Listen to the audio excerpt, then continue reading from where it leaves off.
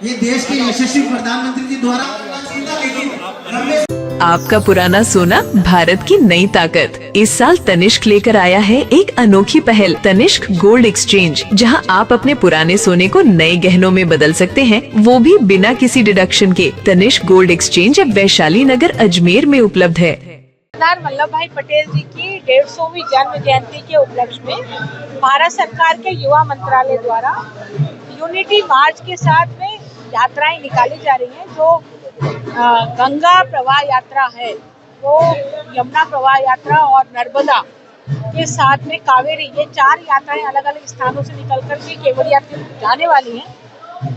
यमुना प्रवाह यात्रा हमारे जयपुर से कल माननीय मुख्यमंत्री जी द्वारा प्रारंभ की गई है। सरदार वल्लभ भाई पटेल जी ने जिस तरह से इस पूरे देश के इस स्वरूप को लाने में जो अथक परिश्रम किया, अपनी कूटनीति के साथ में, अपने पुरुषार्थ के साथ में भारत को जो स्वरूप दिया, हम सब उनके प्रति ऋणी हैं, नतमस्तक हैं। और ये स्वरूप बना रहे, इसमें जाति पाति भाषा प्रांत का कोई भेद उत्पन्न ना हो, उस निमित्त विद्यार्थियों से संवाद करने के लिए, युवाओं को आग्रह करने के लिए ये यात्रा एक संदेश लेकर के आई है।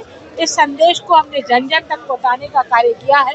मुझे लगता है कि ये यात्रा के दूरगामी परिणाम होंगे और भारत का युवा, भारत की एकता कितनी महत्वपूर्ण है, इस बात को समझते हुए उठ खड़ा होगा। दूसरे पत्रकार बंधु, मैं बताना चाहता हूँ कि एक बहुत ही बड़े उद्देश्य को लेकर ये यात्रा पूरे भारत में और राज्यों में भी चलाई जा रही है। राजस्थान की जो मिट्टी है वह अपने मेहमानों का सत्कार के लिए जानी जाती है और वैसा हमें देखने को ही मिल रहा है। मैं मध्य प्रदेश से हूँ, मेरा नाम कृष्ण कुमार संघर्ष यादव है, युवा मोर्चा का जिला उपाध्यक्ष हूँ और बहुत ही अच्छा स्वागत राजस्थान के आप सभी के हमारे साथियों द्वारा किया गया।